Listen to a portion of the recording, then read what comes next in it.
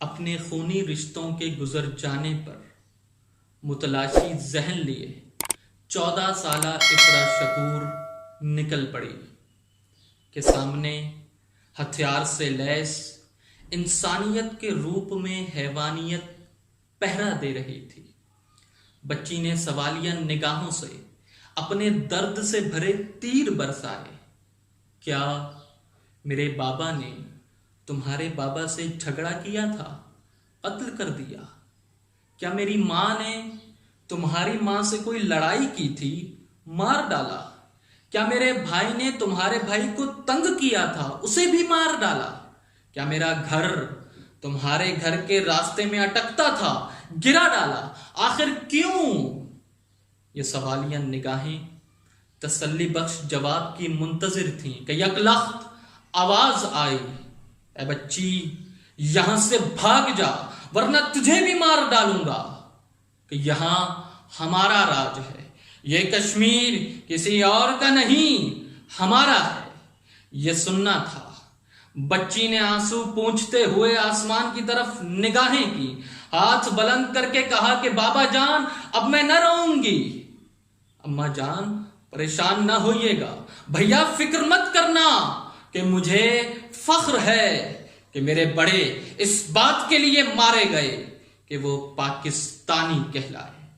ان جملوں کا زبان سے جاری ہونا تھا کہ آنسو گیس کے گولے چھوڑے گئے، ننھی بچی پر ظلم کے پہاڑ توڑے گئے، کہ وہ آنکھیں کہ جن سے چند لمحوں پہلے آنسو بہ رہے تھے اب لہو بہ رہا تھا، اور جذبے کی گفتار بن کر یہ کہہ رہا تھا کہ کشمیر کسی کے باپ کا نہیں بلکہ یہ میرے پاکستان کا ہے۔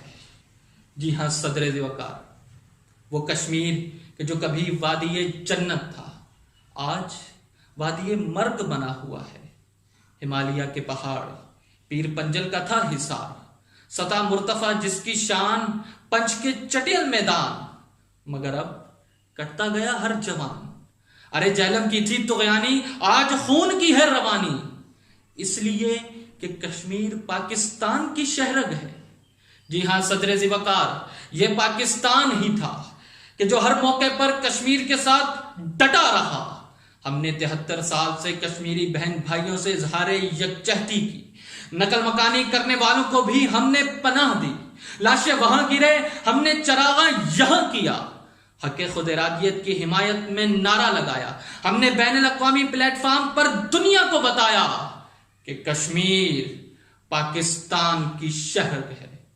جی ہاں صدر وقار، بلا شبہ یہ کشمیر ہماری شہرگ ہے، وہ شہرگ کہ جہاں میر وائز عمر فاروق آزادی کا نعرہ لگاتا ہے، وہ شہرگ جہاں یاسین ملک بھارت کی کچہری میں پاکستان کی حمایت کرتا ہے، وہ شہرگ جہاں ایک معصوم بچہ دشمن کی بندوق کے سامنے غلیل میں پتھر پھنسا کر جواب دیتا ہے۔ ارے وہ شہرگ جہاں ماں اپنے بیٹے کے لاشے پر کفن کے بجائے پاکستان کا جھنڈا سجاتی ہے، وہ شہرگ جہاں برہان منی دشمن کے روبرو ہوتا ہے، وہ شہرگ جہاں صدام پدر مر کر سرخرو ہوتا ہے کہ تیرے گناہوں کے پاپوں کو سرے بازار پھوڑ جاؤں گا، مثل ابراہیم ظلمت کے بتوں کو توڑ جاؤں گا، لشکر کریں گے میری دلیری پہ تبصرے، مر کر بھی زندگی کی خبر چھوڑ جاؤں گا، مر کر بھی زندگی کی خبر چھوڑ جاؤں گا۔